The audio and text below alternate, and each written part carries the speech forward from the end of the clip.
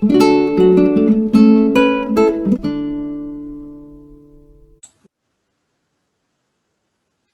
Dead Matchers. Today we're going to talk about how to take your tree and grow it in Family Search. So the nice thing about Family Search is that you can use Relative Finder and find your relatives, and then you can use the clues from their tree to help you grow your tree. And there are a lot of techniques out there for this. Sometimes it's called creating a mirror tree, but with Family Search it's a little bit different. You're connecting your tree to other people's trees in hopes that that's a real connection. Now, sometimes it is not a real connection and you're going to want to undo the connection, but sometimes it is a real connection. So we're going to talk about how to connect your tree to other trees in the system.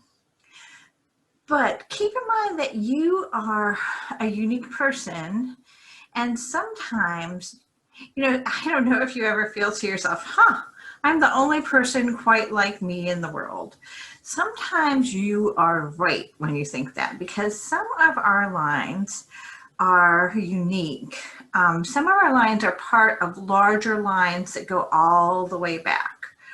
But some of our lines, you're the only one left from that line. And so in that case, you're not going to find other people like you in the Family Search tree. So that's something you should kind of think about. Sometimes you're not going to find it, and oh well, try to use your other sources, your census and your death notices, birth notices, to try to piece that together. But those are also in Family Search, and you can use those as well. So I'm going to show you today how I would go about looking for shared trees to connect to in Family Search today. So hopefully that'll be a fun thing today, and it'll help you in your own research. So here we go. Let's get started. So I went into Relative Finder today, and I know that Shauna McDonald is a DNA relative of mine. So I went to our Genesis DNA Matchers group, and I found her tree, and it looks like we are connected via the Makepeace family. That's way back, and our connection is a little bit larger than that. Then I would think that our DNA relationship is a little bit more recent than the 1500s. Because it's usually, your DNA connections don't go back that far.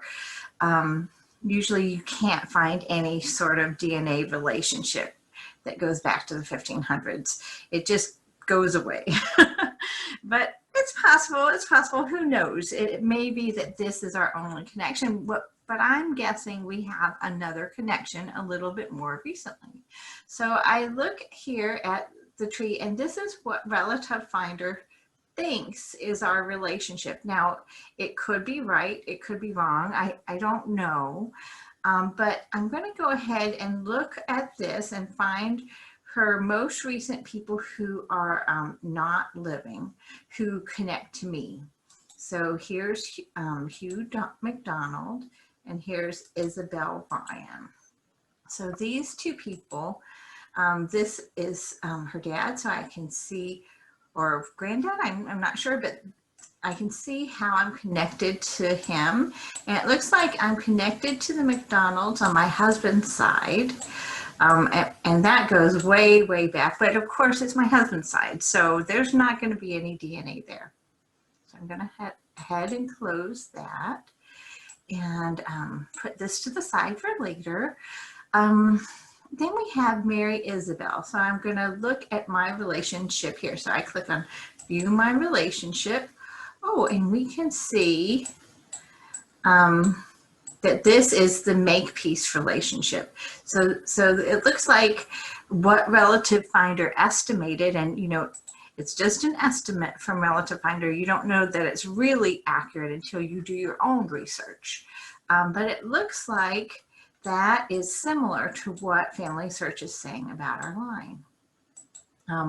But I'm curious that I think there might be a connection that's a little bit closer to me. So I'm going to go ahead and view her tree for Mary Isabel. And it looks like she's got a good group of people. We've got Mary Isabel's parents, her grandparents, and it looks like we even have great-grandparents. So that's good work, very good work there. So you've done some good research. But because I am in Family Search and it's a shared tree, I can go in and manipulate her tree and see if I can learn more. So the first thing I'm going to go in, and the interesting thing is where you see the white, that means that we don't know where that person is from. So that would be an interesting thing to figure out. It looks like the person is either from Scotland or from Canada, but we just don't know. But that's something to look up. And we can also see if some of these connections seem to be here. Now, if I look at my tree, I can look at what she's got here and see if it seems to be showing up in her tree. So the first one was Hugh James Ryan, and it looks like she's got Hugh James Ryan. She also has Mary Margaret Lewis. Now, that Lewis name is interesting in Canadian history because the Lewis family were very important to Canadian history. So I don't know if her Henry is related to that famous group of Lewises, but perhaps. And then here we have McPherson. Isn't that interesting? So there's a DNA relative of mine from Canada who is a McPherson. And I have always thought that my DNA connection to him, which is actually on my Meacham side, and if you take a look here, I'm connected to her on the Meacham side. But I wonder, my connection to him DNA-wise is higher than I would expect as well. So that makes me think I might be connected to this McPherson side. So this is how I go about looking to see how my tree relates to someone else's tree. And these are a couple of tips you can take to bolster that tree so that you can find the connections. Okay, so let's see what we've got here. Let's start on this person, Margaret MacDonald, and see what we can find on her. So let's see if we can search the records. See if we can add a little bit to her story. So Margaret MacDonald would have been her married name, so we don't know her her original name, so that's a little bit tricky, and we only know her husband. But you can search with various different things. So let's enter in her husband. So we've got Margaret and John.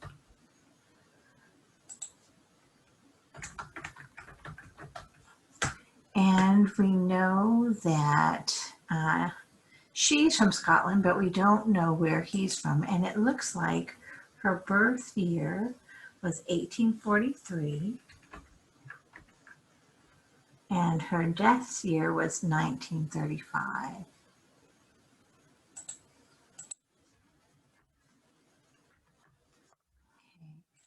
So let's go ahead and hit update. And this will give us some more precise things that might relate to her. Oh, here we go. We've got this looks like this is the right person. The dates are right. 1843 is her birth date. The husband is right. That's good. And the child, it looks like the child does not show up here. But this is interesting because this is there's an attached tree to this person. So let's look at her because this might be a good way to link, good person to link. Okay, so she's in the right location. If I knew her religion, that would be helpful. but I'm guessing that this is the right person. That is very exciting. So what we can do is look at this person, and we can see this is her number. So I'm going to go ahead and copy it. And I'm going to go ahead and say merge by ID.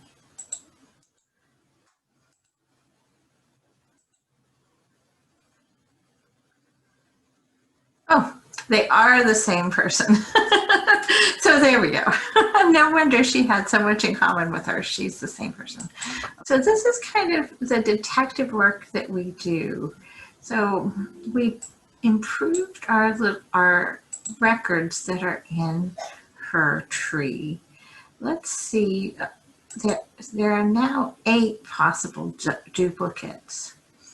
So this is who Family Search thinks might be the same person. So I'm just going to open them one at a time, and we'll just investigate whether we think they might be the same person. So this is what would connect her tree to a larger tree.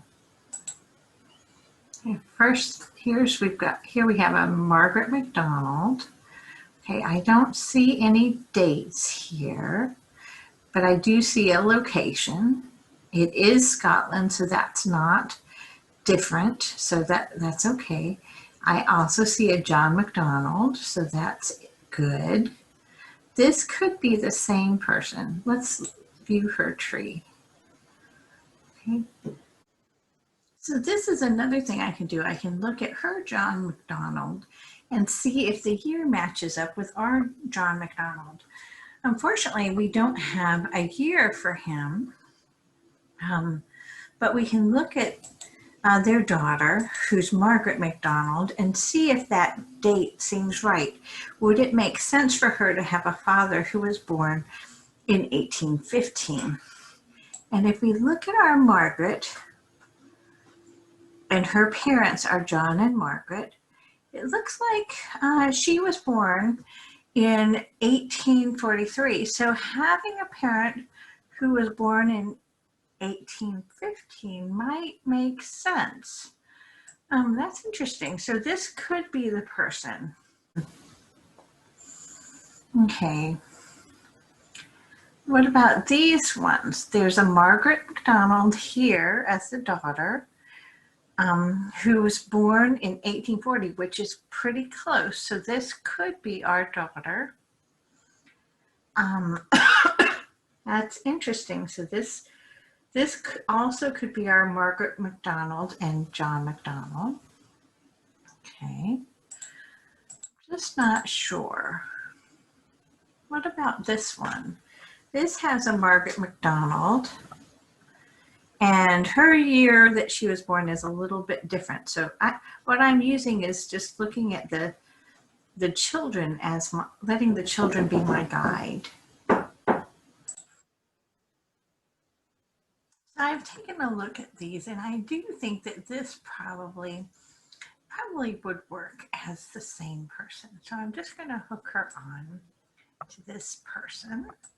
And I looked at all 5 of them, and or actually it was 8, and I just wasn't quite happy with any of them. And I think that this one, let's see, this one right here, it makes sense that she could be the same person. So I'm going to add her on. So I just I copied her ID, and then I say merge by ID, type it in, and hit continue. So we can take a look. It looks like there's quite a bit in common between these 2 people. The names are correct. The spouses are correct. Oh, that's interesting. So this would be a second husband. That's interesting. So there's an Angus and a John. And there are different children from each. So yeah, and this is the right location. This has them getting married in 1866. And then Margaret is born, let's see when Margaret's born, or their daughter. Let me just double check. So when is she born? 1843. Would that be before they got married? Yes. Okay. So I thought that this was a match, but the marriage just doesn't make sense. So I'm just going to say not a match. So I'm going to say marriage is before. Well, I don't know. Take a look here. It may be, so this one's born in 1877. This one's born in 1843. I just don't know if this makes sense for a woman to be having these children at such different times in her life. That seems a little odd to me. It may be that what is currently here for Our Lady is maybe she's the wrong person. So that may be something we have to do a little bit of work on. And if you look at the records that we have here, we were looking at those records, and these records sometimes have a lot of different year dates and stuff. So these could bear some cleaning up. It may be, I find it hard to believe that this woman had a baby at 1877 by one husband and another baby at 1843 by a different husband. I know that people had really rough lives back then, but that seems a little unusual. So I think that what we might need to do to find the right Margaret MacDonald is to separate out these spouses, that she's different here. So a lot of times you just see the end result of a tree. You don't see the moments when the researcher just scratches their head and says, what the heck is going on here? So we found that one problem in the tree, that the person seemed to be married to people at very different generational levels. It turns out that I figured it out, but it was a slow kind of aha moment. I realized that because both of them were named Margaret MacDonald, someone had decided that that the mother was the same as the daughter. So that gave us the problem of being married twice at two different generational levels. So one was the father and one was the husband of those two men. So that is what needs to be fixed. And it looks like in some of these trees it is fixed, and in some of these trees it's not fixed. So we have to be careful not to hook our tree on to the one that's done in error, that has the daughter marrying her father, which is something that's very easy for someone to do by mistake when you're combining two people. So heads up, be very careful, especially with common names. And we often have, especially in these Irish and Scottish families, we have situations where the name is carried on from the daughter to the mother. So or the father to the son, or what have you. So you have to be very careful that your dates are making sense when you add in those marriages, because otherwise you can have a whole weird thing going on with the tree that never happened. There's no incest there. The daughter is not marrying her father. But we have to make sure the tree knows it. So I'm going to have to do a little fix up here and make sure that we don't link to that person that is marrying her father. So I'm going to take a look at this now and take a little break, and then I'll show you what I end up doing in a moment. So I have been looking through this tree, and I'll show you what I'm doing to kind of bolster the tree and family search so I can better find the connections between myself and Shauna. Let's see. So what you do is you just compare, you just go one by one, and she's got Hugh F. McDonald, and I'm just going to go through and make sure that what she has here matches what's in Family Search. And when there are things that are different, I'll look through and see, make a judgment call about which seems to be right, and then but make these match as much as possible. Once we do that, that should help us uh, to see our connections better. So we've got the Hugh Francis, so he's got 1918 to 1997, so that's nice. That's good. Okay, so what about James Leo? His parents are Hugh James, 1834. Okay, so that's a little different. She has 1834 for Hugh McDonald and to 1901. So this is different. And what about the mother, Annie McDonald? That does match. Okay, so that's good. And then what about Clementine's parents? John McClellan, McLellan, good. Let's see the dates. Looks like we don't have any dates here, but there are dates in Shauna's tree. And Clementine's mother would be Mary Messiasic, and that name is correct. It's a match. Looks like we've got more dates on this tree here. So I'm just going to fill in these missing things in the Family Search tree to make our hints better.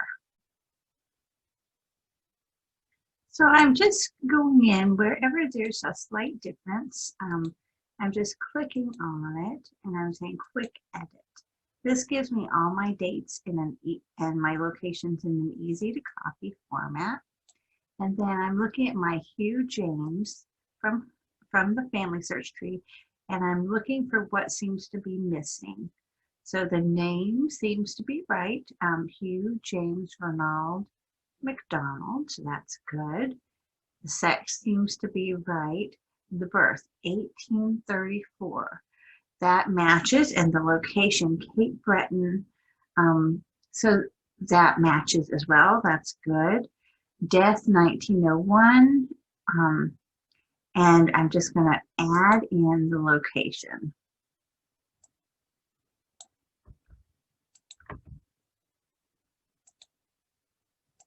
Okay, so just lightly going through and filling in anything that seems to be missing. The next one is Annie McDonald. It looks like her parents are Angus and Sarah. So those are not in there, so we can enter that.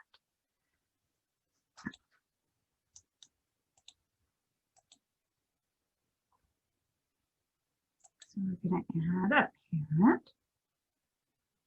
So we've got Annie McDonald. And her parents are Angus and Sarah. So the first one would be Angus.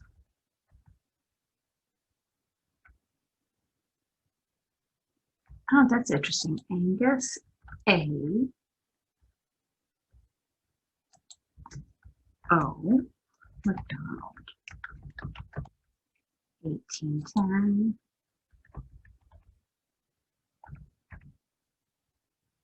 Now it's worth double checking your dates, 1810 to 1890.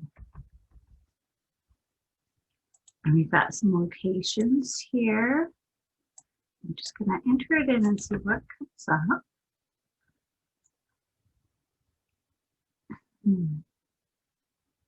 Inverness. Here we go. I'm going to go ahead and pick that one. And then so this is someone who was from Inverness and then died in Nova Scotia. Okay.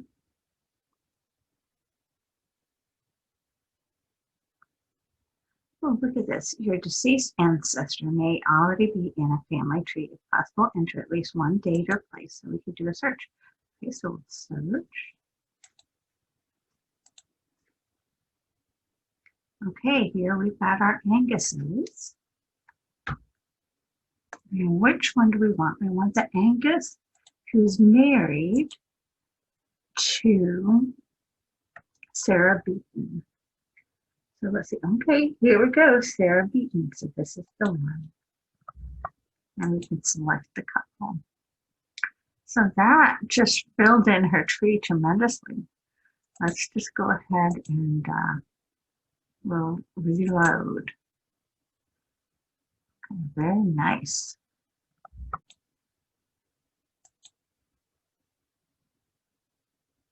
Look at that. That is just great.